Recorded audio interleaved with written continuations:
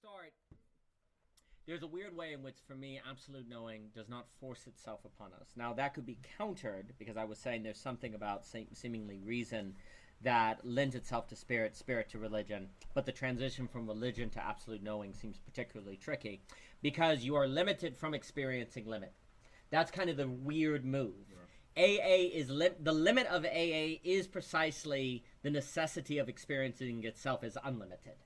That's the weird thing. Like, when you make the mistake of autonomous rationality or autonomous quantification or technology, like, technology must experience itself as not limited, which is its limit, because it is limited. And you could argue, though, that the meaning crisis and nihilism and all of that are evidence that we are being forced into absolute knowing. But actually, we are not forced to interpret that trauma in the direction of going toward AB and limitation in the Gödel point. We could just interpret it as we're not rational enough yet. We need more technology. Right. Once we get more. So there's a particular difficulty in this moment that, well, it's so difficult. I'll give it to you. I mean, it's so difficult because you have to go from the ground up.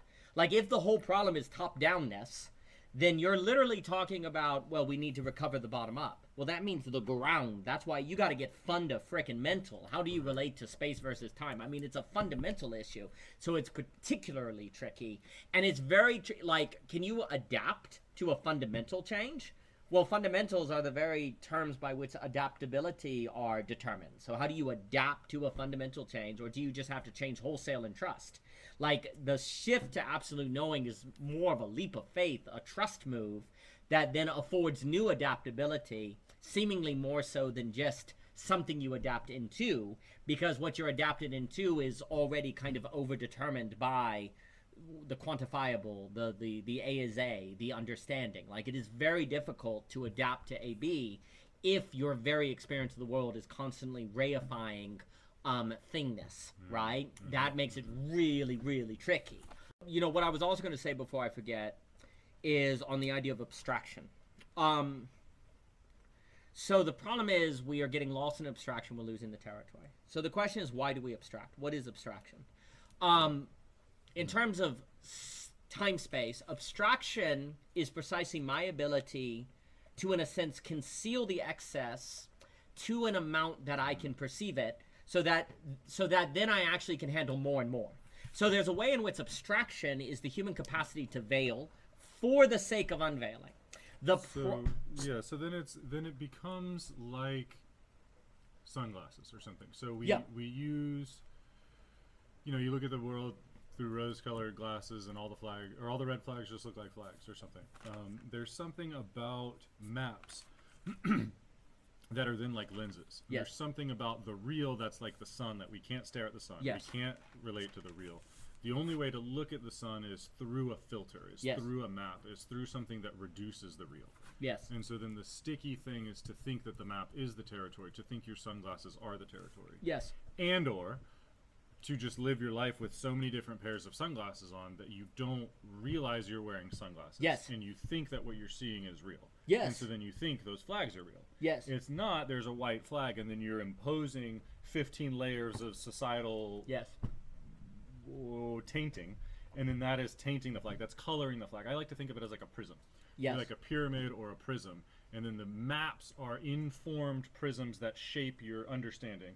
And then as a light being, you send your light through it, and then the light being shapes it, and then that colors your experience. Yes. And then that's the lens that colors the experience, and then that filters, and then that reduces the real. And then that's how you relate to the map, through the map, through the map, through the map. That then eventually is you walking. Yes. I think that's very well put. There's a sense in which if you properly relate to your map, then you relate to maps, and those maps turn into something more like a prism, of where there's multiple dimensions of the territory. And so then you, as the perceiver, realize that your perception is the product of the filtration of the maps to the real.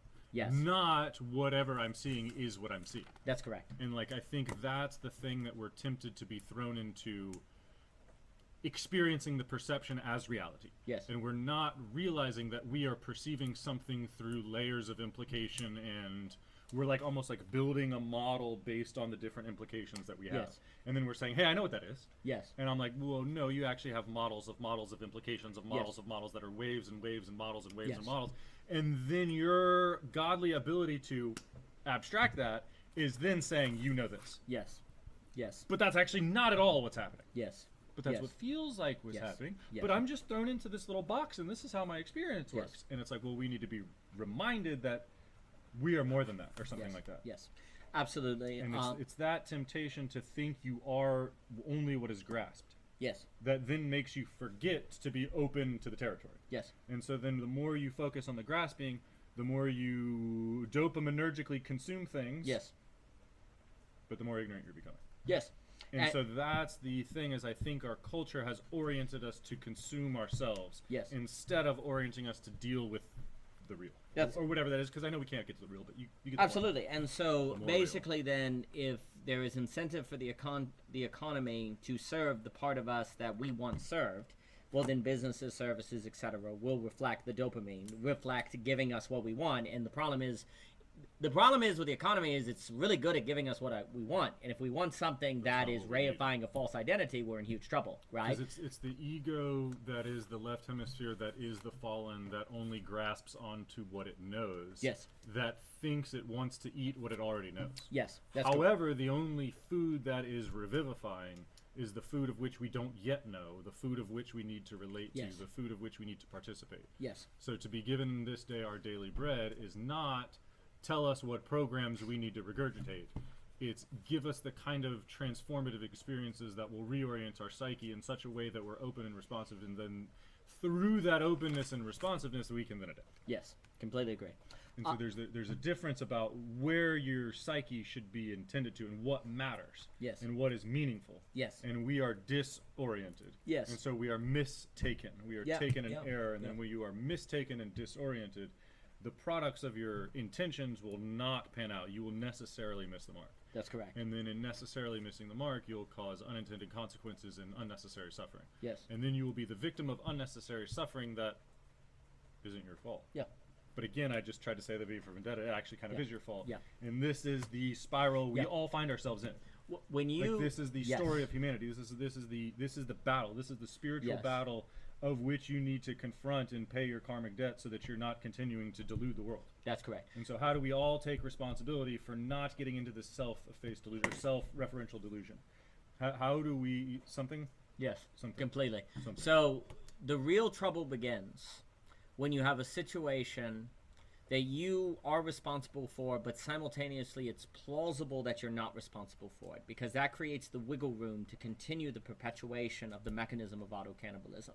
So this idea, so if we go to Hegel's idea that you're limited from experiencing the limit, which all maps are working to do. An internally consistent system is where you don't experience it as a system, you experience its isness, because its very enclosure limits you from experiencing it as limited. A successful map is one that you don't experience in it that it's not the territory. And so that's the paradox, is it's like we once you have it understandable and knowable and graspable, well then it's represented and it's no longer real.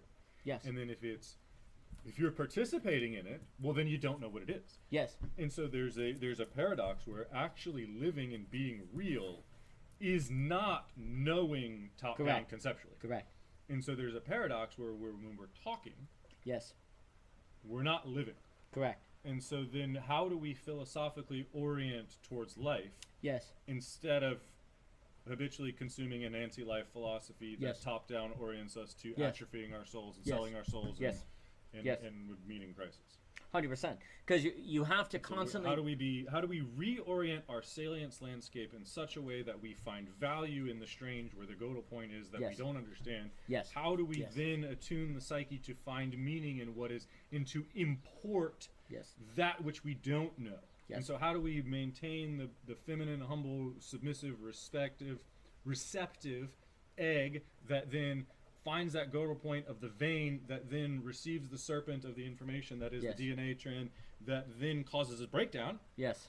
but informs us in a different way, Yes. and then causes us to act out that pattern reshaped given that new experience. Yes.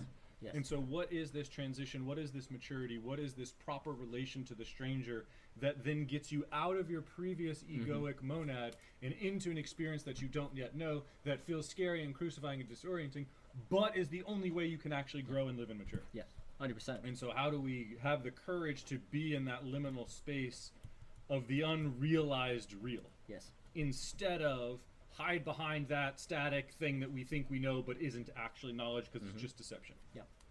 Completely. And so we're like I don't know, addicted to the sugar highs of the whatever, and then we're not.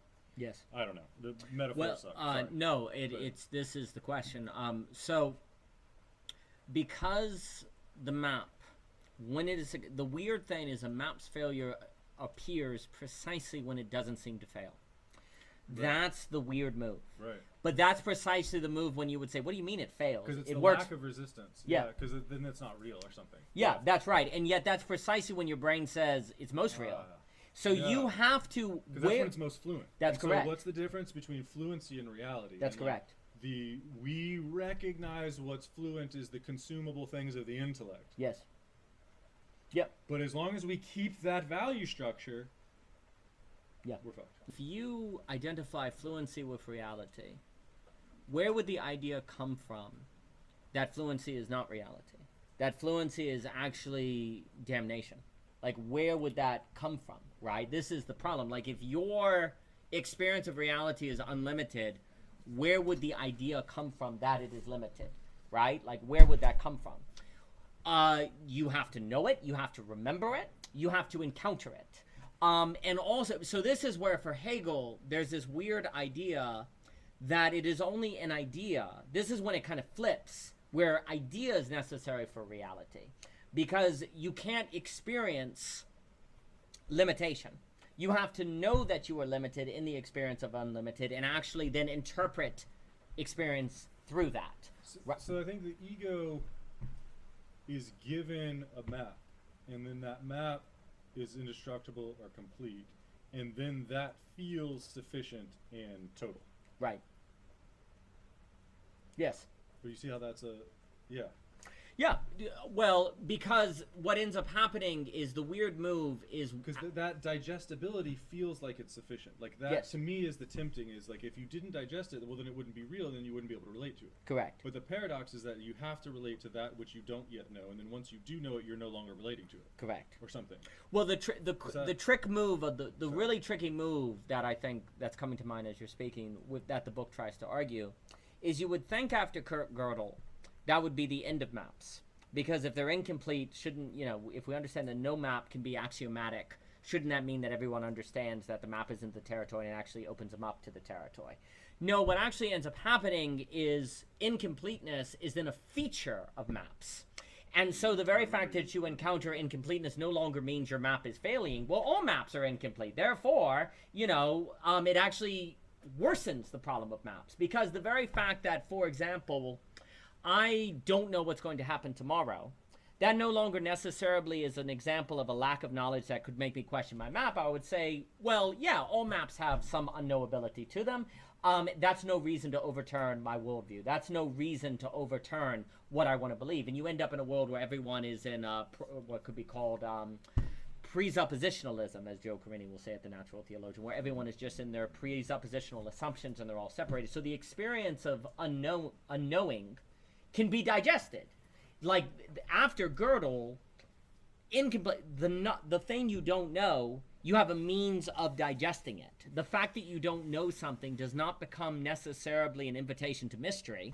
It's simply that which your map will digest when it gets to it. So it's not an invitation to make your map strange to you. It's actually just the variable your map has adapted to stay a map without ever opening up to the territory. But it's actually really nefarious because it seems like you are open to the territory because you're acknowledging the fact that the map is incomplete, but by making it a feature of your map, that incompleteness is actually of the quality of your map, not alien in the manner that would be necessary to really open you up to the Gödel point. So it becomes particularly difficult to work through. So I finally got that connection again. So you were talking about basically not encountering any resistance feels dopaminergic, but that's the deceptive delusion that you have consumed something that isn't real. And then I want to compare that to the opposite of what we were talking about earlier with the error being good. Yes. Or whatever. And then how you then, the mistakes are good, and then that error is how you then reorient. Yes. And so there's something about being already oriented that you then never hit a bump Yes. in the road, but Yes. then you're prone to delusion. Yes. Where there's something about this where you have something and then you know it's real when you get bumped. Yes. And then it's that ability to transition between maps Yes. that is the real, not Yes. any map. Correct. And so what That's it. is that where you realize the insufficiency of your map? Yes. And so there's something about when you never realize any insufficiencies of your Yes. map, that feels good, and that's all dopaminergic. Yes. And you get that Luciferian high, and your intellect starts consuming Yes. yourself, and then it becomes auto-cannibalistic. Yes. But that's the path to deception that we're currently on. Mm-hmm. That's correct. And so then whatever this globalism is dealing with people that have different maps and realizing you're in the Tower of Babel and realizing that that doesn't work anymore. Yes. And then how do we then Yes. mind? Instead of minding, how do we remind Yes. that we are that which transitions between mental maps? Yes. Exactly. Not that which we are given a mental map. Correct. Or we are thrown into a facticity. Correct. We are that creates facticities. Yes. We are that which makes maps. Yes. Identity crisis, because we are identifying with the fallen. Yes. We are identifying with the representation. We are not identifying with the present. Yes. And then that's the Lucifer usurping God, or the intellect rebelling against the body, or the mind severing the connection from the intuition. The intellect over the intuition, the mind over the body. Yeah. Whatever the metaphors are. Everything you're saying, I agree with. If error is the fear of error is the fear of truth, then the removal of error is the removal of the truth. Right? Correct, So which you're- is the auto-cannibalistic. Yes, which that's is, correct. And so That- the paradox is when we don't hit a bump in the road, we're probably wrong. Yes. And when we hit bumps in the road, that means we're probably at least paying attention. Yes. Yes. Or Which is completely counterintuitive something to like how that. we experience reality. Something like We that, have to associate the real with that which we experience as that which we should other. Like you experience error as that which you should remove. Right. And so then the immature MTC yin only says, "Oh, I don't like that. I don't associate that. I'm dissociating from Yes. that. That isn't me." Yes. And then that creates the immature Yes. cycle. That's so correct. it's like, wait, that error is me. Yes. How do I integrate Yes. that? How do I believe that? Yes. How do I attend to that? How do I accept that? How Yes. do I receive and connect and Yes. recept and humbly be oriented by that which? Because it's Yeah. tough, because I don't want to say that which resists me, because I don't want to say, oh, find somebody that resists you and then Yeah. listen to the resistance. Yes. And then Yes. But that'd be a lack of discretion. That's not what I'm saying. But there's something about that ability to deal with the other Yes. that is necessary for sanity. Yes. But we think, no, sanity is when you have your map and then you don't have to deal with the other. Correct. And so how do I stay sane by myself Yes. actually doesn't make sense. Correct. Yes. But I think that's what we're trying to do, Yes. is like society is teaching you to how do you make Yes. sense by yourself. Mm-hmm. That's correct. And that's causing us to dissociate. That's causing Yes. us to split our psyche. That's causing us Yes. to be schizo. That's causing Yes. us to be disconnected. Yes. That's causing us to act as if it is more important to top down pretend to project a profile Yes. than it is to be present. And Yes. Yeah. whatever the Tao that can be named that isn't the real Tao is, that is the opposite of that left hemisphere Yes. I just described. Yes, it's pandemonium. It's up, the castle of hell and Milton. It's backwards, and all the incentives are in the direction of this mistake. Right, And if all the right. incentives are in the direction of this mistake, why would you ever think they're wrong? And Right? so then that gets me to the whole Jordan Hall rivalrous dynamic. How do we change the path of society? Sure. Then changes the social dynamic to be an arena where we are participating and recreating. And then that's outside of the left hemisphere. A is A that doesn't have contradiction, that then we can't have mutually beneficial things. Correct. Because a rivalrous non-contradiction is it's give and take. Yeah. And so then I want to take. Yeah. And so how do we get to that co-creative transcendence? Yes. That's outside the egoic, that's outside the left hemispheric, that's Yes. outside the known. Mhm. How do we? That's because then it's an environment, then it's an embodiment, then it's an environment then it's an arena that calls forth a spirit of participation that is then active and living, Yes. not a structure that is known and top down and programmed. Yes. And so I think our society is based on the metaphorical substrate of the presumed dynamics that we're in rivalrous competition. Yes. And so then how do we recreate a communal dynamic where we are co-inspired to transcend? Yeah. Without, I don't know, making a cult that then goes off by its own and then is delusional because that's exactly because then it. it's then self-referential. Yeah, that's And what so tends to it's occur. how do you create that arena Yes. that then calls forth the presence Yes. while not totally disconnecting from reality, and then Yes. I don't know because but it's there has been no successful something effort. There has been no successful effort to do this that has identified something like this problem that has not ended up in a cult. Right. That's the issue. how do you repair culture to integrate with society without separating from society to create your own faux culture that then is auto-cannibalistic on its own? Yes. And so how do we, as above, so below, encourage every individual to spherically take their own karmic journey so that all of this stuff is done, and then the whole arena is this communicative arena. Yes. Not the whole arena is a rivalrous dynamic. That's a Tower of Babel. That's different people, but no, they're different and they're the same, and so we should pretend they're the same and we should be nice to them. Yes. Yes. And then we know we're different, but then we're supposed to pretend, and then we're not, and then it's just identity crisis all the way down. Completely. And I'm even confused myself in talking about if this is not addressed, you're either ending up with a world where Nick Land's AI capital singularity takes over, a world where it is split into countless small fascist states, ergo cults, or you're going to get a global totalitarian state to command, coordinate so how do the you system. separate to connect, and connect but separate? And like that's what we're not getting. We're either connecting without discrepancy. What does Peterson say the chronic problem of the woman is? She's too accepting. Is she's too whatever. Is damn it, I screwed that up. But there's the lack of discretion, the accepting of everything. And there's something about the masculine, the Nazi that removes the stranger, and there's something about the woke that accepts everything. And so how do we not be neurotic and Nazi germophobic that we exclude the stranger, and then how do we be not overly compassionate, overly feminine and woke, and just exclude everything, or and include everything, and support everything, and glorify everything? Like how do we have acceptance and standards, or an ideal and a whatever, and like we're not harnessing those energies appropriately. We're not responsibly identifying appropriately with directing the psychic energy with the spiritual interpretation that would call forth the ability to interpret life as meaningful. Yes. Agreed. And there's a few things for that come to mind. So that is the question. No, it's the question. A few things before I forget. So there is a question, why do we have abstraction? Why can we make these mistakes of, creating thanehood and so on and so forth?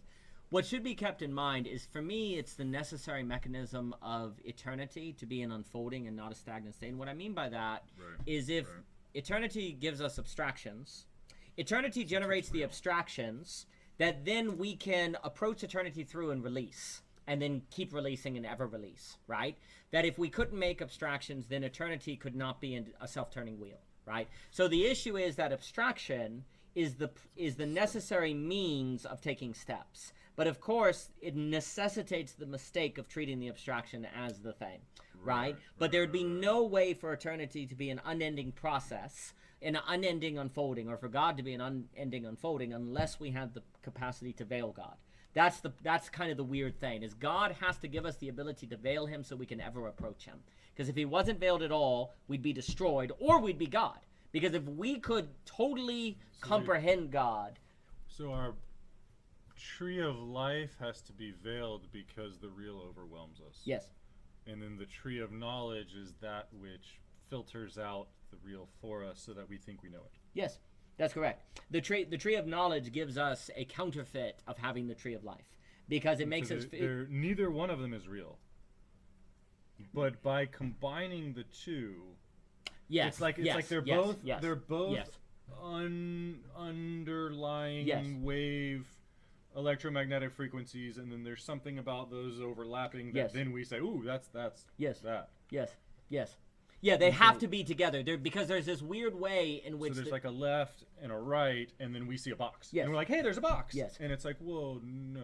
Well, what's so odd is in the story is the tree of knowledge and the tree of life are in the garden together, so they're doing this. Once we eat from the tree of knowledge, it's as if we consume... once we consume the knowledge, we over-identify with it. And of course, the idea is, well, now that they've eaten from the tree of knowledge, we can't let them eat from the tree of life. There's an odd cause and effect here, where it's like now that that they've over-identified with the tree of knowledge, then their only way of approaching the tree of life would be wrong, to reduce eternity to a stagnant state. And so we're going to kick them out precisely for their sake. because at this point you actually couldn't eat from the tree of knowledge without like I see what you're saying. losing it, you know, in of what it actually is. But it's in the garden they're doing this. That's interesting. In the garden they're doing this. But once you over-identify with the tree of knowledge, you have to be kept from the tree of life, precisely because the experience of the tree of life, you're a sinner, so the experience of God purely would destroy you entirely. That's the pearls before swine. Yes. Thing. Yes. Because then you're misunderstanding it, and then if the words are a spell, and if you're magic and you're trying to get somebody to do something, then they have to follow the spell. Then it's something about that person's ability to access the force or access the magic that then could act out your spell. Yeah. And so there needs to be something there that then is fooled or something. Yes. Yes. Well, and that division creates the possibility of error as well. Once you're not in the garden with the tree of knowledge, you can forget it. But that possibility of forgetting is now kind of the necessary precondition, well, the necessary cost of over-identifying with the tree of knowledge. Like, so the tree of knowledge then gives you an ego, and that ego is a temporary understanding of the monad that you're in. Yes. Yes. But you're not just one monad. No. And so you need to then eat tree again. But once you've eaten from the tree of one, then you're not allowed to eat the other.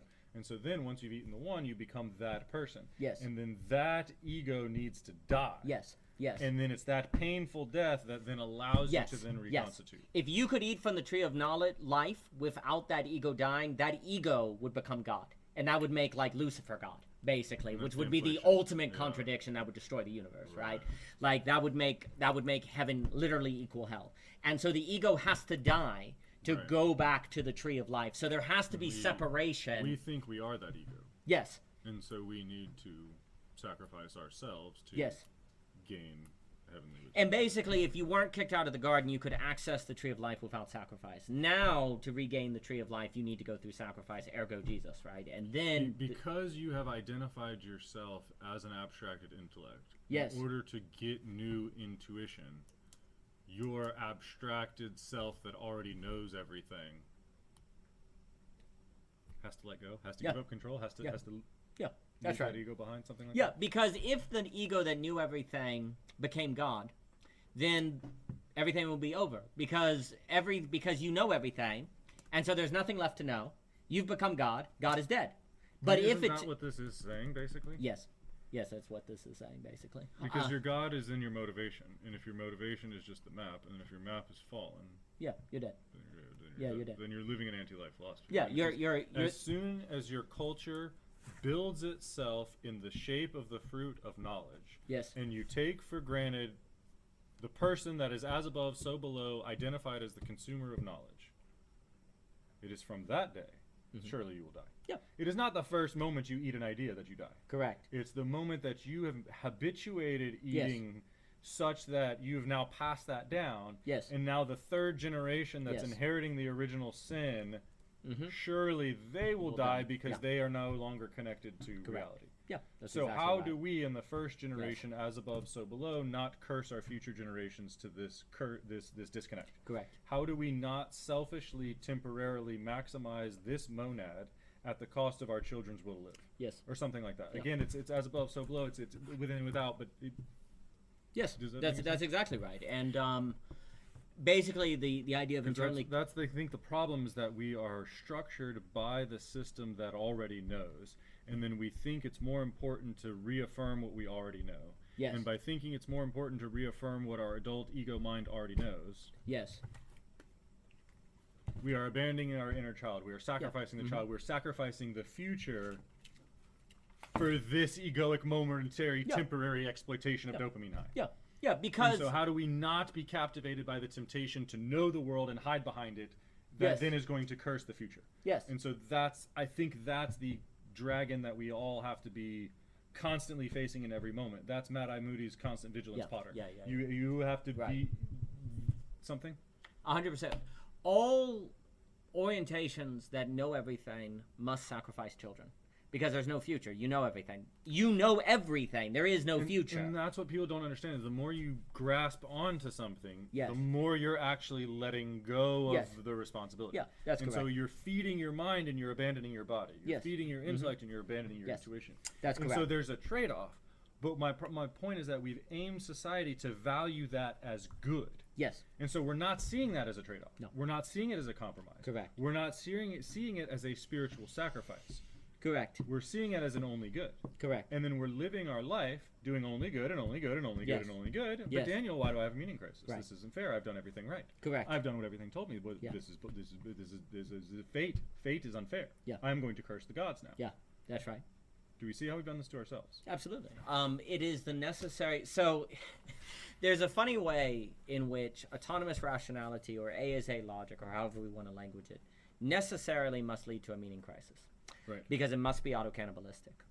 But in an odd way, there's a grace in that, in the sense of it can never give you a moment that you experience as working. It's always going to feel like it's not working, and that's actually the grace in it. That's the cross that you have to bear. That's correct. In the same way that there's that... Because the coward hides behind the already known. And Yeah. they're not taking the cross of responsibility. That's they're correct. not bearing the burden of being present. That's correct. And so the very fact that the meaning crisis, in a sense, is a sign of hope, in that it entails a certain grace of a revelation that something is off. Now, of course, you can choose to say, well, the problem is we need to be replaced by AI, or we need more drugs, or we need more dopamine. But you see, if all of those continue in the logical form of A is A, then those will exhaust themselves as well, or those would lead to auto-cannibalism and not be sustainable. So in the same way... Can I interrupt you? Please. I think what you're saying is very true and it's very wise. But I think you're coming from a perspective of seeing cycles. Yeah. My concern is that we are conditioned to take the monad as the facticity. Yes, we are. Which then puts us out of that cyclical. Yeah, you don't see history. Which then would eliminate that. Yeah, that's right. Because you're not... We experience reality as unlimited. Like, all what's happening is all logical forms of AA is to bring you to an experience where you're missing nothing. Because it's self-contained. So this idea of cycles, what do you mean? There are no cycles. It's contained. Like, it's this, right? How do we win this? So what Hegel's point would be is that the success of A as A must be an experience of unlimitedness, where you're not missing anything. But his great inversion is saying, but that is the limit. The fact that you can't experience the limit is what you're limited, and that's why thought can always have a chance. Because it can realize that and then reconstitute itself in light of the realizing that it can't experience its own limits, which means it's treating itself as God, and then it can go, well, I'm not God. I know that that it's not possible for me in experience to grasp everything at once. And so if that is the case, then I must be limited from experiencing my limit. And that is the move where also is Hegel trying to base thought as an act of negation. Not a gaining, not a grasping. He wants us to see... It's the grasping of ungraspability. Yes. Or something like that. Yeah. He wants us to primarily identify with the negation. So that we can have a negation of the negation. Not nihilism, but so that we can have an opening. Yeah, so what's the difference between the hand that lets go and the hand that doesn't believe in the first place? Exactly. Like the hand that believed and then realizes the belief is insufficient. Yes. Versus the hand that is like, oh, I'm too cool to believe. Yeah. Like, those are two different... Those are very different. Like, so different. Absolute knowing is only possible for the hand that grasped and let go. Right. It has to go through the grasping. So this, and likewise, history had to go through the grasping. Right. History had to go through the mistake of thinghood. But once you're in the mistake of thinghood... Yeah, sorry, keep interrupting. Yeah, it had to... No. There's something there.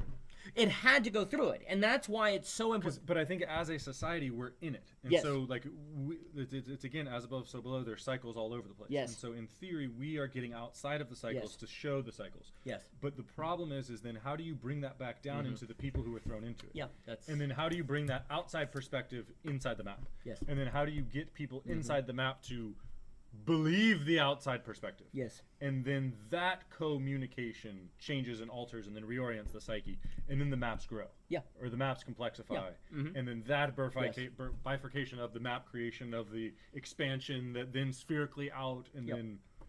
Completely. And then that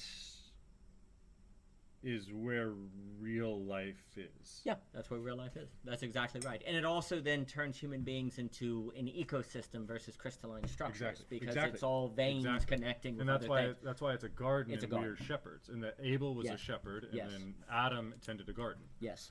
And then Cain was a farm that then collapsed everything and knew everything and planned everything, and he didn't have faith. Correct. 100%. If we cannot think this, global pluralism is doomed. So there's a few things. First off,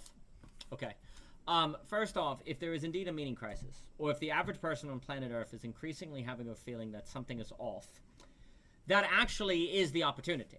Because if more and more people feel as if something is off, that means they're potentially open and receptive. They may not have the language or the realization or the form, but there's at least a certain sort of something is not working. Now, of course, that is precisely when the strong man runs in, the fascism returns, and the oppression. So that's really, really the bad. Tempting oversimplified solutions. Yes. The low resolution maps that seem to prevent chaos temporarily. Yes. And so in that, again, for me, it's that really... That doesn't sustain you. That's not real. That's correct. And for me, this is why it is important to see a certain sign of hope in the meaning crisis. Because we actually, and the reason why I say that, and I think we've spoken about this before, we actually do know how to give meaning. You go to xenophobia, you go to racism, you go to fascism. The problem is not that we don't know how to give meaning, it's that all means of getting meaning are problematic. And so we're looking for new ways to get meaning, and we're not sure what those are. And so, but the very fact there's a meaning crisis means there is some percentage of people that are resisting the temptation of easy set meanings, that are looking for a higher dimensionality of meaning. Because unfortunately, you can get meaning in having a map. Your map can give you meaning, it can give you direction. The problem is that meaning could be at the expense of the other. So for me, when Vervaeke talks about the meaning crisis, then that isn't meaning, though. That's the key. That's what I was going to say. Meaning is significance, and so then that is just this is just data. Correct. And like, data isn't meaningful, is what I'm trying to get at. The key is that you have to experience what you think is giving you meaning in the same way you have to think that what you think is thinking is actually a flattening. It is not actually the real thing. But that's a thought. Where does that thought come from? Where do you realize that the meaning you get from being in a exclusive group that kicks out the other is actually a false meaning? It's a false belonging, right?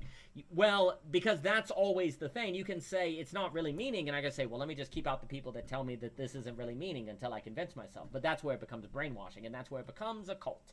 Like, that's why all of this, if we don't think the problem that we're tracing out, it's all going to end in cults or a global state or an AI replacement, because...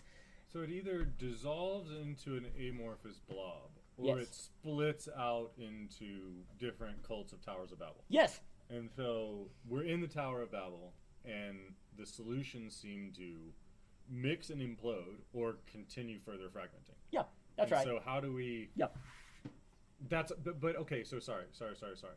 That's if you take for granted the linear story of what's happening. Those seem to be the two options. Right. So how do we then get onto the vertical that then exits the linear that then gives us more options? Yes. Because that...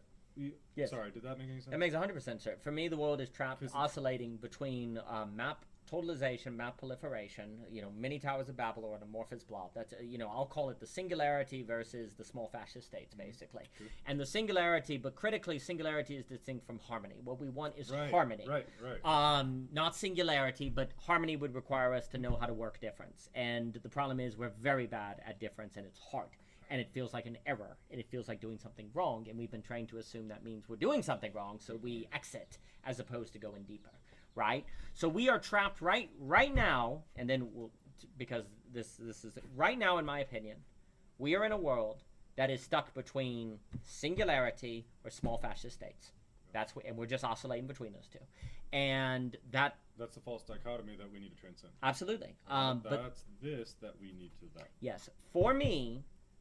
When I say the problem of quote-unquote global pluralism, it is that oscillation. Global pluralism right now, the only way we're figuring out how our response to global pluralism is either singularity or small fascist states. This will not work. Because we're thrown into a linear plane. And yes. So when we're thrown into a linear plane, the only things we can think of sound like that. Yes. So how do we get out of the ego and into the self that then accesses a vertical plane, which then opens up the perspective, which then gives us more than that? Yes, because something like that. Because again, once I explain it to you like that, then I'm calling forth the ego to go out on that journey. Yes. But what I'm actually trying to do is get into that part of the psyche that isn't managed by the ego. Yes. And I think it's only through that relating to the part of the psyche that isn't top down already known that you aren't already thrown into. Yes. It's that part of you that isn't known, that isn't you, that isn't talk aboutable. Yes. That's the source of transcendent information. 100%. It's relating to that. That's the Jacob's ladder to God that then gives you divine inspiration. Yes. And that isn't necessarily some transcendent function. That's like a part of you. That's like 100%. And so that's the as above, so below thing. Is It's not there's an external religion to relate you to an external God. There's almost like a internal faithful presence that allows you to tap into your whatever that then is internally your through line of connection. Yes. That is then almost like a morphic resonance that then allows spooky action at a distance. Yes. Which then isn't being guided by your ego. It isn't an abstract intellect. Correct. It isn't rational. It's embodied. But where does Correct. that embodiment come from? Well, we don't know. Correct. But it comes from within inside. Yes. But then what is the inside? Well, that connects to outside. And Yes. so then we relate to the outside through the inside. Yes. Or something like that. Again, I'm getting the paradox. Yes. And the, No, the it's a in- Mobius in- strip. in These are reality, called it's it. No, it's 100%. It's the self looking at J. It's the strange loop. It's the Yes. Mobius strip. The- It's a co-creation. It's global pluralism cannot be addressed with anything short of a geometry like that. And another way to put it, it has to be apothet. Whatever the thing is. because the language that we're given is linear. Yes. And then is linear and and then we need the algebraic. Sorry, yeah. linear and algebraic. Yeah. And so we need the spherical and Yes. the geometric. Yes. And then it's how to get to the vertical plane. Yes. How do we incorporate the spirit that transcends the map? How do we access that which walks through and perceives Yes. maps? Yes. Not think we are the perception. Yes, of and it should be noted that this is nothing short than a logical or semantic, as Korbowski says, revolution. It would require Wouldn't a it be complete. an identity revolution. Almost Oh a yeah, spiritual because revolution? semantic. Because identity. So The very. so bad. Yeah. Okay. Sorry, Absolutely, Got it. 100%. Yeah. Okay. So that's nothing short of it will suffice, because pluralism. That's the fundamental atom bomb of Phoenix burning off all the dead wood. That was the original sin. Yeah, and that is the shift that you see in complexity science. Is the idea that small shifts lead to these entirely different emergences. Right. Like basically, we have exhausted the end of the emergence of A as A. We're at the logical end. The tiny spherical Yes. makes a massive linear. Yeah, that's And right. People, That's it. That's what people don't understand is getting into the depths, getting into your foundation, getting into your core. Yes. You can make a tiny change. Yes, that's right. People are like, no, I'm linear and I need to make massive changes and make grandiose displays. No. And it's like, no. No. You need to look within, and then Yes. a very subtle change Yes. will spherically massively apply out into everything. Yes. And it's that ability to get into what matters that then applies to everything. Yes. That is where the psyche ought to be oriented. Yes. Not at all of the fractal distractions that are decadently aiming down. That's correct. How do we then humiliate and aim upward? Correct. One of the great revelations. So if we take, so basically, what has to be located before we move to this question of the kind of the socio-political. The question is the following: what is the smallest of all possible fundamental changes that will lead to all of the transformations we are saying are needed? Because whatever that smallest of all possible fundamental changes is, and it may not just be one thing, it may be, say, three. But the highest probability of, dare I say, an address or a success in the way that we are describing is going to be found in the simplest of all possible changes. Because the more complicated or compound the change is, the less likelihood you'll succeed, right? So you want to locate the smallest possible change that will be sufficient, right? Now, Something like the most relevant. Or the most central, the most fundamental. That's correct. The most foundational. That's correct. Because anything short of that, the probability of success in all possible worlds is less, right? Because it's more compound. There's more parts that have to align. You see what I'm saying? The complexity versus complicated. Yeah.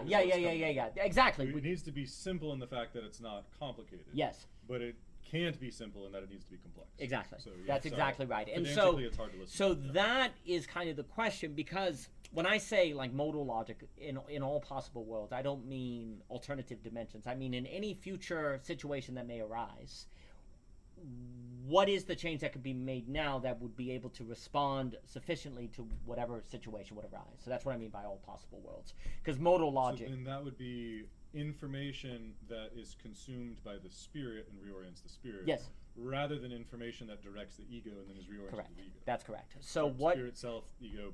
That's exactly right. My words confused. No. So what is the most simple, fundamental change that would have the reorientation from the ego to the spirit, that would increase the probability of proper address of all possible circumstances that may arise so that we don't fall back into the auto-cannibalistic? And that is, those are the questions we have to think, and I'll say more. But basically, anything short of that will prove insufficient for global pluralism. Because I think that's accessing the sphere, that's accessing the through line, that's changing your way of interpretation. Yes, your way of interpretation. And that's different than making complicated linear miles. Yes. you can just go into the internal, the depths, and get into the sphere and make a tiny move. Yes.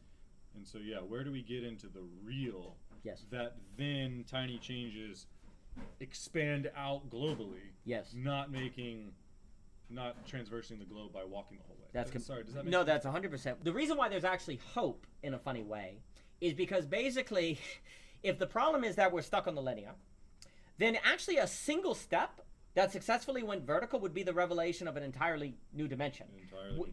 And that would actually be enough, because you can't unsee what you've seen. How do we direct the psychic energy of the person to the trans-dimensional state? Exactly. Yes. Because right now we are fallen and we are thrown into the facticity, and then we're trying to manage the monad of what's already known. Correct. And that is a schizoid dissociation. It has to be. It has to be. It's an illness. It's a confusion. It's a mistake. For Korbosky, it's going to be mental illness by definition. So the hope is that, if I were to, and then I'll see a few more things. If I were to see a green cat, and I never see a green cat again, well, I know green cats exist. A single experience transforms what's possible in the world, right? So if you can have the average person take a single step in the direction of the vertical, even if they never take another step toward the vertical is forever a possibility in reality, right? And it also unveils that the reality entails the vertical, right? So the name of the game is, what is the fundamental shift that you can make in the social order that would increase the probability that the average person takes a single step toward the vertical, which, if so taken, would then be something they'd see that they couldn't then unsee, which in of itself would then create a memory of the possibility that could lead to a more substantial transformation of them actually focusing on the vertical. Something that creates interest in the vertical. That's correct. That creates interest in the vertical. That's correct. Because we're thrown into the facticity of the monad that assumes the linear is all that there is. Yes. And so then when we assume the linear is all that there is, we ignore the vertical. Yes. Atrophy our ability to access the vertical. Yes. And retard ourselves. Yeah, basically. We become numb. We become dumb. We exactly. become irresponsible. Yes, and that's what happens. And you see, for me, the hope. And so we're knowing things and grasping things that we think is making us smarter. Yes. But it's actually sealing us off and making us numb and ignorant. That's 100%. And so where's the paradox that knowledge is ignorance? Yes. And experience that's terrifying is also knowledge. Yes. Yeah. No, 100%. And, so for me, the hope in that is that, let's say the address we needed for global pluralism was found on step 15,000 of linearity. Well, then the only way to address global pluralism would to get everyone on planet Earth to step 15,000, which would be impossible. And basically, most utopian projects have, in essence, been that. Right. Like, let's get that's the utopian cult, is we're going to fix this on the linear level. Yes. How do we create environments that teach each person that they can go on their own karmic journey to access their own psyche, that then gets into the sphere, that then when all members are spherically co-oriented around the same through line, well, then that's the theoretical fix of the meaning crisis, or something like that. But and that's basically where everyone's trapped. Is if only everyone was on step 15,650 of the linearity, then we'd all be saved. But how do we get out of linear language? And that's the metaphorical substrate of the Overton window that I'm talking about, is that it limits to the linear. Yes. And I'm saying that entire language is wrong. And that's the hope, though. The entire language, it sounds like it's oriented. It sounds like we're communicating. But that's the irony that's confusing us. Yes. And so how do we realize that we have a psychic presence, we have matter, we have a personality that isn't the ego, we have something that isn't the known, there is part of us that accesses the potential, that accesses what isn't known, that connects to the through line of the future, that remembers the past and aims at the future, not neglects the future because we're obsessed over regurgitating the past. 100%. Past and future got to be connected, but we're doing it the wrong way. Or something. Form everything you say exactly right. If the address, a few things. If the address of global pluralism required everyone to get to step 15,640, it's over. There's no hope. Yeah, we're never going to communicate. We're never going to communicate. To do that. The fact that the problem is a substrate problem is actually the hope. Because if it wasn't that, then it would be some 15,000 step. Right. But since it is that, then it's actually plus one vertical. Like, if the answer had to be plus 15,000 linear or horizontal, game over. No, but if the address is plus one vertical, that's actually doable. And also the reason it's doable is because... different dimensions? That's right. And the other reason it's doable is because the vertical potential for the vertical, by definition, must be possible in all possible phenomenon. Because we've forgotten that. Yeah. The MTC doesn't realize that. Yes. And so I'm afraid that the audience or people that we're talking to yes. are like, what are these crazy people? Of course. No, exactly right. But if the issue is plus, you realize that craziness that you don't understand is actually what you need to believe in. Yes. Because that doesn't make sense. Correct. But I think that's the only way to make sense. Yes. So the weirdness is the insanity comes from the disorientation. Or something. Yes, or that's 100%. Again, it's no, it's absolutely that. For me, if the address is +1 vertical versus +x horizontal, +x horizontal, game over. But if the reason why, if it is +1 vertical, it's easy. It's much easier, and it is possible in all possible circumstances. And this is very important. Because it fractally works. And so therefore... then that's spooky action at a distance. That's morphic resonance. That's then the spherical total. Not each linear thing needs to be adjusted. That's Celtic. Yes, that's 100%. And so if the address was on the horizontal axis at all, there is some difference you'd have to erase. There is some calibration of how people live that would be unacceptable. But if it's vertical, then there is no necessary diversity that is excluded. Because every possible diversity entail vertical potential of some degree. So that verticality is accessing the Christ consciousness that is at the cross of the vertical and the horizontal. Or sorry, the linear and the vertical, the spherical. That every possible arrangement of diversity, every unique arrangement of how reality could be entails a vertical potential, right? Therefore, no difference has to be secluded. Like, I was trying to get to at-one-ment and then symbolic and diabolic. The left hemisphere saber separates it out and is diabolical and splits. Then the symbol or the symmetry of bringing it together then allows you to be at one, which allows you to transcend a dimension. Yes, and that's correct. So we're thrown into a false dichotomy. Yes. And it's something about transcending that false dichotomy that raises the level of dimensionality, that then gives a proper perspective to see outside the original monad. Yes. Agreed. That I completely agree. So for me, there's a few things. So first off, the first way we try to deal with pluralism is what Hunter and James Dr. Hunter calls multiculturalism. Multiculturalism is where you say, yes, we're all different. We have different religions. We have, different beliefs. But at the end, we're all the same. And Hunter says, no. People are deeply different. Difference is deep. You could say the error, you could say the sin of the right brain hemisphere is to treat difference as if it's not real. That's the temptation, is for the right brain to say everything is one and that there is no deep difference. The right brain must be toward the vertical. If the right brain is not toward the vertical, then it actually... Yeah, that's right. The right brain was tempted to deal with the problem of difference by denying the existence of difference, and we attempted that. And that project... Because it brings it together. And you could say... And what you could say is right now, as of 2025, for the last 25 years, the effort of treating difference as if it is not real has collapsed. Because people see it is real, but the problem is because we don't have the right response to that, people are going off to fascist states because they feel like the fascists are the only ones who actually accept that difference is real. Yeah. Like, they're like, you globalists don't actually believe difference. You talk all day about diversity and pluralism, but you guys don't actually believe it. But you don't actually believe it. And they bond over the sameness of agreeing to difference. Yes. Whereas the people are bonding over the pretense that difference isn't real. That's exactly right. And so the issue is... we have to treat difference as real, but if you treat difference as real, it seems like you're doomed because it's gonna split. Right. The only way to treat difference as real and not lead to spurious fascist states is a vertical. If you add a vertical, you can have all this difference, but the vertical, it's like Jonathan Pajot will say that, right? That the vertical connects the difference, right? Okay. The hope is that every possible horizontal arrangement entails a plus x of the vertical. There is no possibility in the horizontal that is totally absent of the possibility of a +1 of the vertical, of at least a +1 of the vertical. If that is the case, there's no such thing as damnation, like in the sense of you're totally damned and there's no hope. That's kind of the promise of Christianity, is like no matter what the circumstance is, there is actually the possibility of grace. Now you could of course deny that forever, but there is no necessary damnation. Damnation is always contingent, meaning whatever arrangement on the horizontal there is always the possibility of the +1 of the vertical, right? If that is the case, and I believe it is, then global pluralism is not doomed.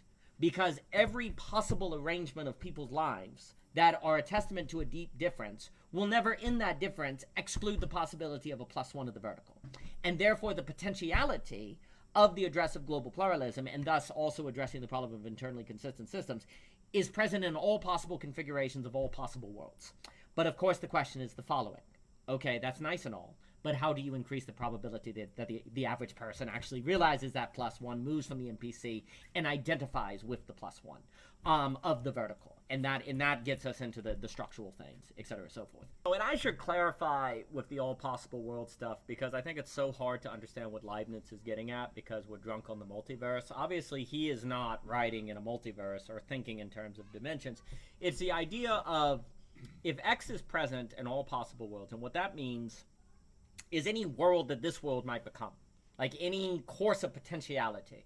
If X is present in all possible worlds, then X must be essential. It must be the through line. It must be not just accidental. And so for Leibniz, to ask modal logic questions is to try to get at the fundamental principle that adjusting could have a paradigmatic and, significant impact on whatever world it comes into. So, because let's say that Y only applies to certain possible worlds, then whatever impact Y has could be lost if a possible world arises that Y doesn't carry through, right? So if you can think of X, which is possible in all possible worlds, then whatever change it brings about will be present in any way the future goes, right? And so he wants us to think in terms of, well, all possible worlds. Now, something Leibniz talks about that I think is relevant for us is Leibniz, he's in the analysis of citas, which the great and legendary Anthony Morley has written on and brought to my attention, and I owe everything I know of Leibniz to him.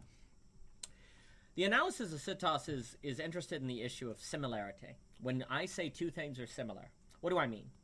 Because, in the way he describes it, he says two things are similar if I could confuse them as the other when they're apart. So, for example, let me say I have an apple that I think is, that looks a certain way, and I see it in the garage, but then I see it in the kitchen. I'm like, wow, how did the apple get from the garage to the kitchen? And then it turns out I go to the garage and find two apples. That for him would be similar because it is so much like the other that you think it is the other when they're apart in space. And here's the key. The only way to tell they're similar versus the same is to bring them into the same space or the same mental space, right? Well, that is a revelation. Here's the weird thing. Two things that are similar seem to be the same until they're brought together in relation, which unveils a difference. A is A until it's not. That's correct. And so there's a shock of difference, a surprise that sort of emerges, right? He thinks that similarity is the revelation of metaphysics and the form in Plato. That when Plato talks about form, he's talking about similarity. Like the form of a thing is this similarity. Now for Leibniz, similarity is fundamentally metaphysical. Because where do you see similarity in reality? Yeah, that's the key, is the metaphysical. Yeah, because when I say two apples are similar, what am I saying? Like they're what am I saying? They're different. They're clearly different objects, right? And yet I'm recognizing some sort of similarity between them. But this similarity is not reducible to facticity. Similarity is fundamentally a relational term. Now, ultimately what Leibniz wants to say is all intelligibility is an act of similarity. Right, if I say that these ideas are that, or I'm speaking, then I'm saying it's similar, but similarity is not in nature. Similarity is a metaphysical judgment. Yeah, you can't step in the same river twice. Yeah, that's correct. You can only step in a similar river twice. Right. The reason why this is extremely important is because the X that is possible in all possible worlds is the thing that maintains similarity, regardless what possible worlds, which means it is the same, but it is actually manifesting differently relative to these different worlds, but it has an essence that is always present. Because, to explain that, the thing that is always appearing similar is that of which I can recognize regardless the circumstance that it manifests in. So it can have it can manifest differently and yet maintain sameness as well, right? It's a similar higher form, even though it manifests particularly different in this fact. That's correct. And so basically the only thing that can be in essence, quote unquote, a hefty term, the only thing that could be in essence is something that would have to be like that. That would have that kind of geometrical unfolding. Right. That's correct. And so the question is, so basically Leibniz is like, so when it comes to this question of, all the stuff that we've been alluding to, so how do we get the average person to think this way, etc. So forth. That's what I would call the address of belonging again. So you have the explanation, but then you have the question of the address. All right, so we've explained the global pluralistic situation swinging between singularity and small fascist states, and we've explained why that is our situation. Now, what would be the address?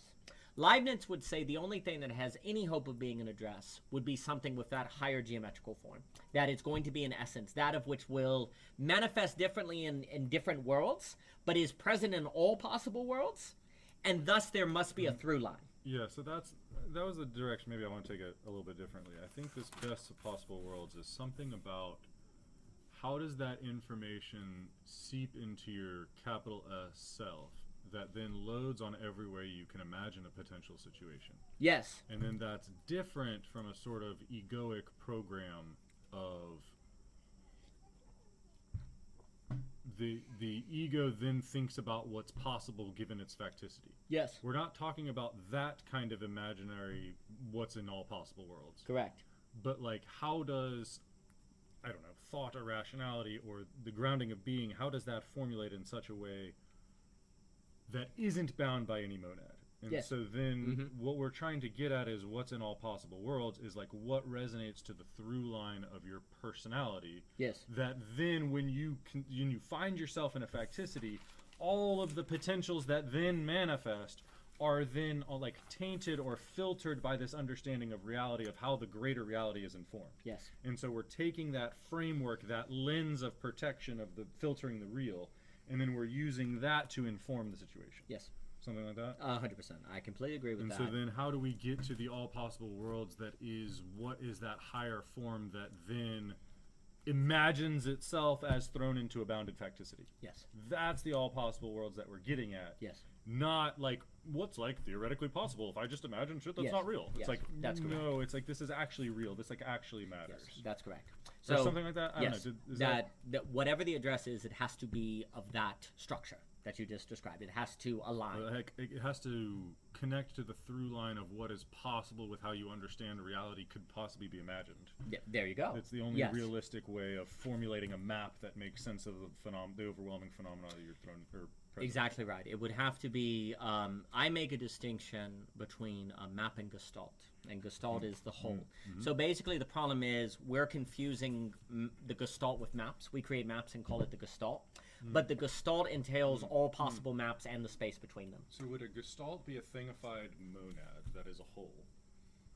But then by aiming at it as a monad, you're then making it a separate thing, which then ungestalts it. Yes, that's correct. And so then in my theory, your right hemisphere is in constant spherical gestalts as above, so below, everywhere. Yeah. And then your left hemisphere is separate in knowledge and grasping. Yeah. And so it's like, actually, how do we get both of those? Because Yes. technically Yes. neither is real. And That's so correct. neither is sufficient. Yes. And so we can't take a left hemispheric understanding of the world, and Yes. we can't take a right hemispheric understanding Correct. of the world. And so A can't be A.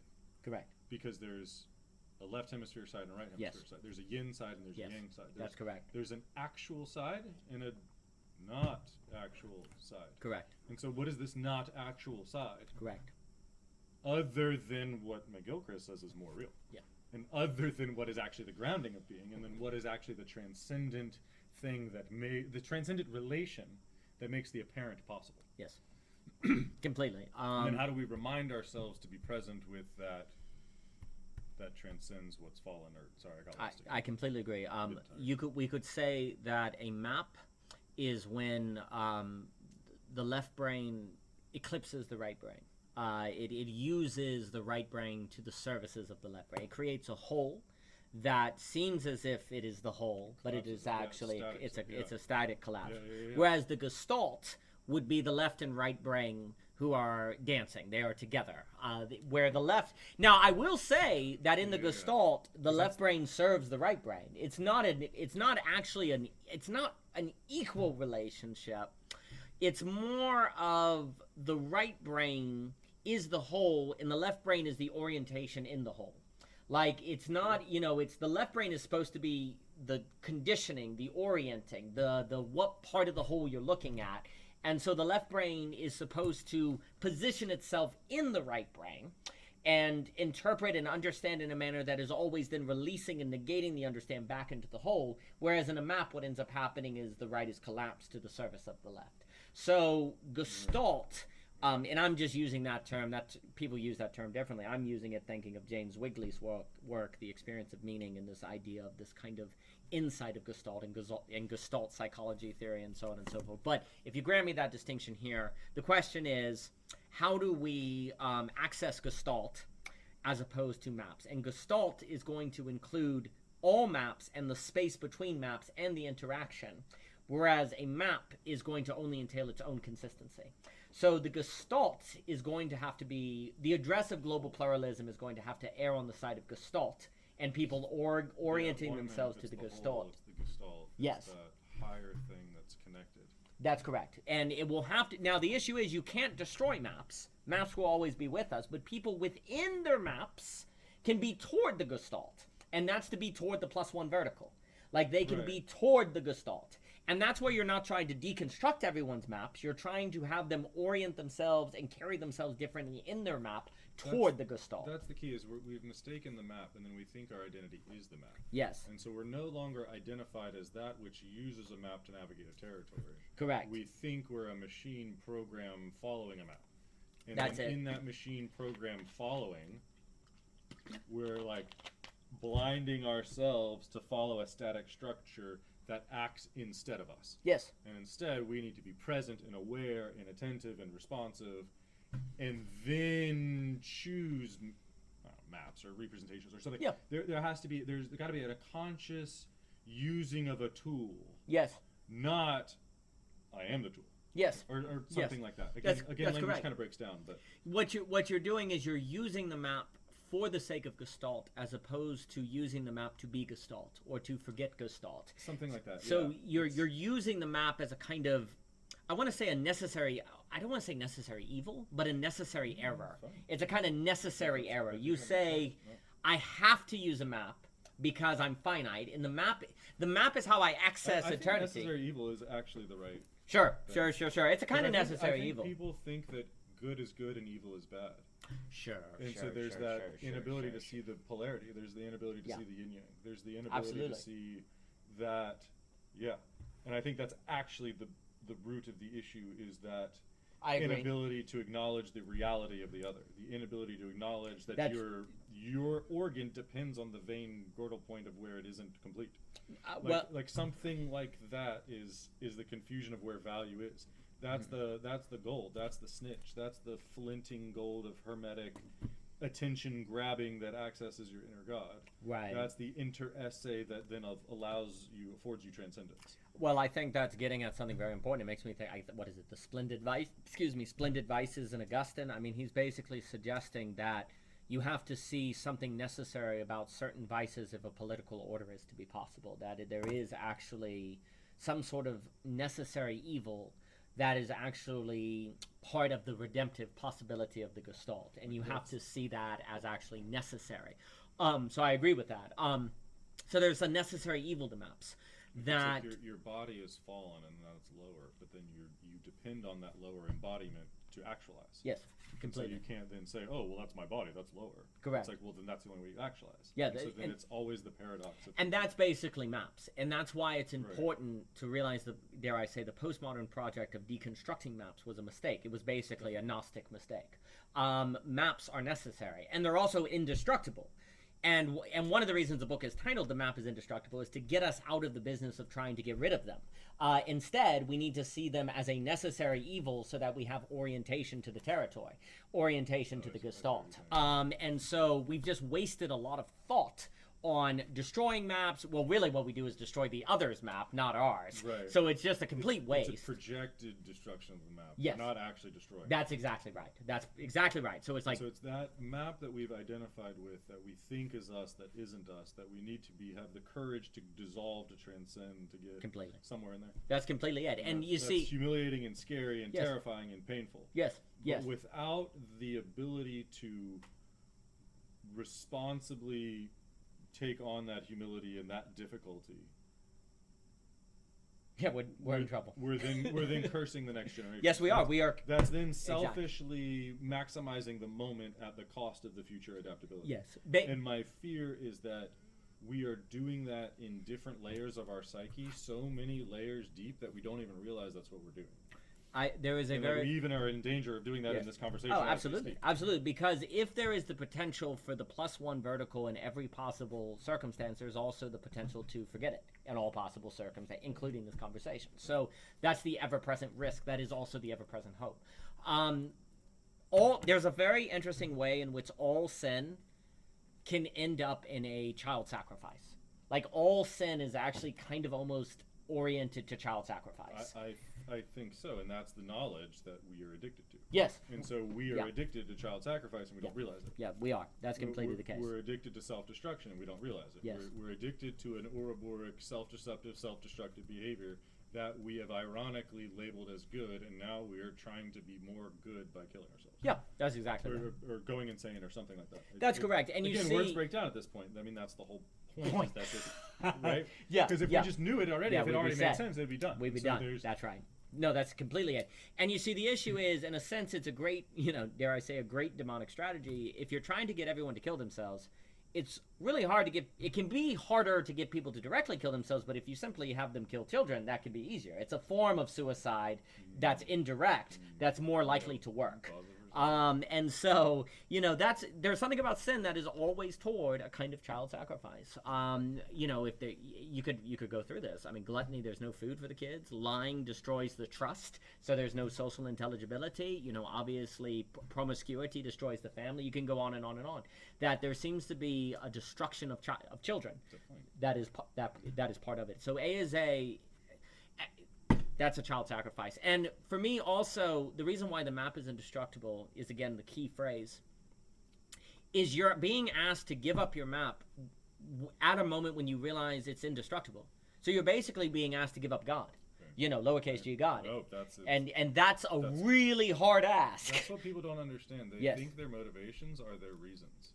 But at some layer of metaphor, your reason is your God. That's it. And so, we have thought that we've killed God and replaced him by reason. But that's not actually how gods work. We just now worship reason as our God. That's correct. And then that is a idol of a God. That's a representation of a God. That's a mistaken God. And so then by worshiping the mistaken understanding of reality, we are bound to miss the mark. Yes, completely. And there's a very real sense in which God has not died. You can't kill God, because that's what it means. Yeah, that's what it means to be grounded in God. That's what God being the source of being is. Yes, it isn't some abstract guy in the sky. It's like how your psyche understands reality. Yes, that's correct. It's how you understand reality. Yes, that's correct. So your relationship with God isn't necessarily a relationship with some dude in the sky. Correct. It's how you understand. Yes. All possible worlds. Yeah, that's correct. And so then that's the spherical change of all possible worlds. That is yourself. Yes. That then perceives things that your left hemisphere is then thrown into, of which your ego then thinks it is what it is. That's correct. And it's that mistaken, that fallenness, that we've forgotten who we are, and then that's when man kills his own God and forgets that he's made in the image of God, and forgets that he's the one making this whole prison to begin with. Yes. And then that's the V for Vendetta. You want to look in a mirror. Yes. No, you created this. Yes. That's you're not a victim of fate. Yes. This is your own cowardice. Yes. And we're not able to realize that we've been a coward and hiding our whole lives. Yes. And so I completely agree. Well, maps are gods. And the reason, the historic, so what the book also wants to argue is that at this point in history, there's almost been a kind of intellectual natural selection. And this is only because now we have the internet, we have books, we have communication, where notions that were not internally consistent systems have kind of fallen away. And now we've selected where most civilizations and most people, we only accept illusions. Yeah, that's right. And so now what you have is most civilization and most people have found a map. That means they have found a God, and that means they've found an indestructibility. And they don't understand that. Yeah. And so one of the reasons why it is so hard to move to absolute knowing is because at this point, people have to sacrifice God, lowercase g God. They have to give up their indestructible God. And that's where there seems to be something, we worship ourselves. Sorry, that's the own narcissistic, that's Luciferian, that's the MTC, is that we are We think we are the map. We've identified with the map that is our knowledge, and then we're too afraid to give up the knowledge that we think we already know. Yes. And then that feels like we're dying because we identified with the prior map. Yes. And so it's this foolishness that's identified with the prior map that needs to let go. Yes. In order to open its eyes to become something that's an adult worthy of attention. Completely. And that's how, if the meaning crisis is a severing of the spirit from the body, the severing of the intellect from the body, which then atrophies the spirit, then the meaning crisis is the revivification of the opposite of that shit. I got lost again. No, I agree. Well, the issue is, I think it was from the garden they picked, that this also is getting at why it does seem to be the movement to absolute knowing is so difficult, because it's a movement from indestructibility into vulnerability. Right. Whereas that's completely irrational. That doesn't feel like it's helping. Correct. Why is vulnerability good? Exactly. Because whereas everybody I've ever told me has said that knowledge is good. Exactly. And you're telling me vulnerability is good? That makes no sense. I don't understand why is that. So there's a great inversion of absolute knowing. Whereas the movement from, say, reason to spirit can feel good. Like it can feel correct because you've reached a certain dehumanization.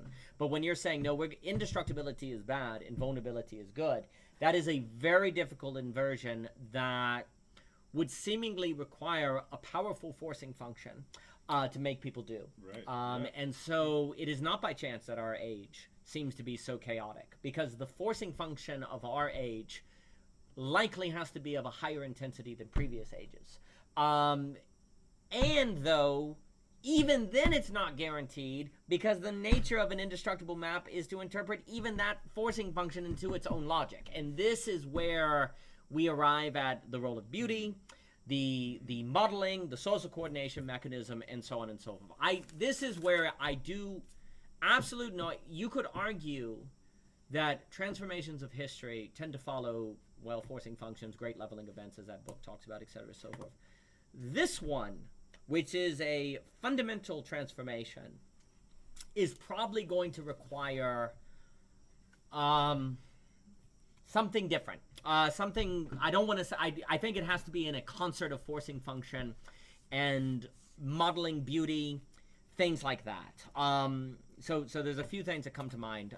So that's one of the reasons why the move to absolute knowing seems so difficult, because at absolute knowing, you change the meaning of the entire journey you went on. Like it has a retrospective sort of transformation where you suddenly see all the steps. You see progress as a movement through error, not a getting more rational.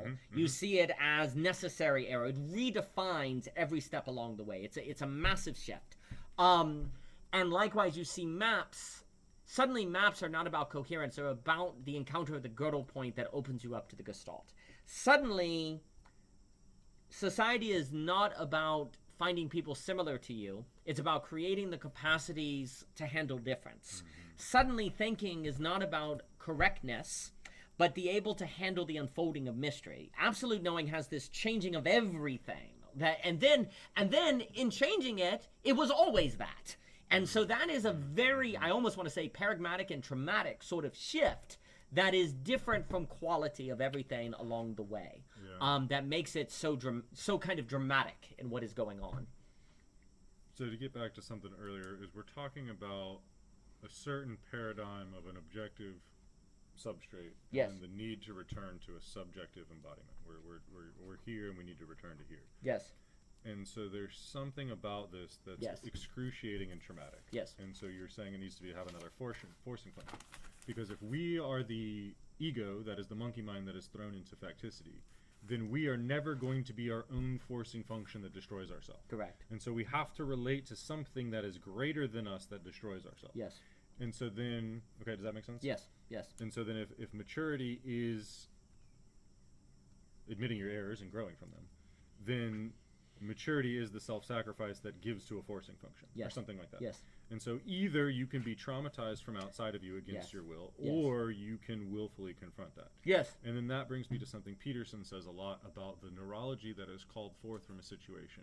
If you willfully confront chaos, it's likely to focus you and inspire you. And if chaos is thrown onto you, it's likely to terrify you and shut you down like Medusa. Yes. So, okay, then there's Peterson, and then the Daniel Quinn thing, which is, I don't know if you're Daniel email. Quinn, The Daniel Quinn was a philosopher about Ishmael, and he basically said that the story culture that you're given determines the, well, I'm going to put it, determines the NPC. So like what I was saying earlier about, we have oriented our psyches towards understanding the world.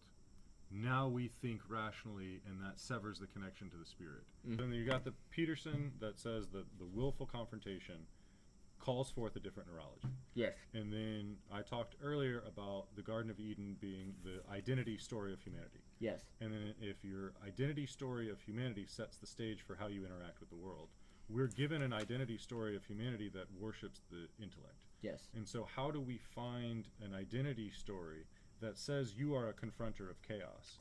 Of your own volition, go find those Gödel points where you don't understand. Go humiliate yourself and Yes. be present. Yes. And then where is the identity that orients the psyche that way, Yes. that finds difference interesting? Yes. Correct. Not what is the story that you're supposed to know and you're supposed to hide behind. Correct. And you're supposed to be safe and everything's supposed to be right and you're never Correct. supposed to be wrong. Correct. Because then in that thing you have sold your soul to the ego, and then Yes. you'll never willfully enter that point of trauma. Yes. You'll never willfully go onto the vertical. Right. So how do we create a story that makes us this cross, which then makes us value the horizontal, which then makes that sacrifice willing, which then makes some sense of it? Yes. Does that make any sense? That makes 100% And sense. so how do we change the metaphorical substrate to get ourselves to where we find the difference interesting? Because now, given that we're thrown into the ego, we necessarily find sameness comforting, and we find difference horrifying. Yes. And so we're thrown into a salience landscape that perversely incentivizes us to be afraid of difference Yes. and to worship sameness, which is the exact temptation of insanity that we find ourselves in. So how do we change ourselves, or change the story that we're thrown into, or change the ways in which our communities are related so that we inspire each other to use the type of engagement that will allow you to Yes. to meaningfully engage, Yes. not something you're constantly shocked and thrown into and then hiding behind your justifications of why you're making excuses for why you're not present. Yes. Yes. Because that's how I think we're encouraging each other, and that's how I think our institutions are set up, and that's how I think our schools are set up, and that's how I think our personal relationships are set up, Yes. to encourage each other to maintain our ignorance. Yes. We're no longer encouraging each other to be the confronter of chaos, Yes. and to look into that Gödel point, and to have the faith to stand in that present Yes. moment, to deal with the onslaught Yes. of overwhelming emotions that you don't understand. Yes. That's how you become a better person. Yes. That's how you increase your atomic mass. Yes. Not by hiding behind something that you think you already know because you made an excuse because that's how somebody else told you, and then you're hiding behind none of that. I agree with all of this. So for me, belonging, again, we'll talk about spreading child. Everything you just described is a question of how do you spread childhood, which is alluding to the Nietzschean childhood. Another way to word this is basically the question is how do we plus one vertical for people? Because ultimately all of this is the kind of how do you add a plus one vertical, which is the revelation that the vertical exists. And once you... I almost think that, sorry to interrupt you, but Please. I think the paradox is that almost you don't, because if you're thrown into the thing and then you think you need to add plus one, Yeah, you're in then trouble. you're in a confinement plus one, Yes. and then that's still within the confinement. Yeah, And so you exactly. paradoxically Yeah, that's correct. almost need to let go. You Yes. almost need to Yeah. minus one. In a real you sense. almost need Yes. to not be Yeah. trying. Yeah, that's you almost right. need to give up your Yeah. orientation. Yeah. You have to be humble to then receive reorientation. Yes. Like, so Sorry, here's sorry the to ultimate interrupt. paradox. This is the issue. The average person, I'm just going to say average person. I don't mean mediocre person. I mean the average person. What I mean by that is no person in particular, like of any calibration. The average person has to plus a one that is experienced as unintended. Because the plus one vertical, the act of intending plus one vertical turns it horizontal. You can't intend the vertical. You have to be, yeah. So how do you spread the conditions of possibility for the average person to plus one a vertical that intending makes it horizontal? It's a story. That's the problem. That is the ultimate kind of contradiction.